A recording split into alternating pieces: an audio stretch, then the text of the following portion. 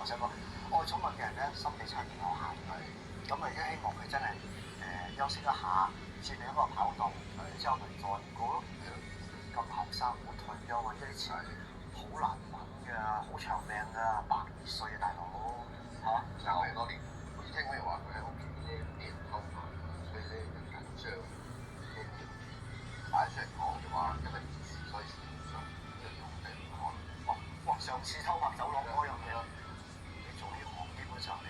其實除咗瞓覺閂埋自己個空間，一行出門口就係咗人拍住㗎啦。你緊張嘅拍你唔到咪你嘅工作，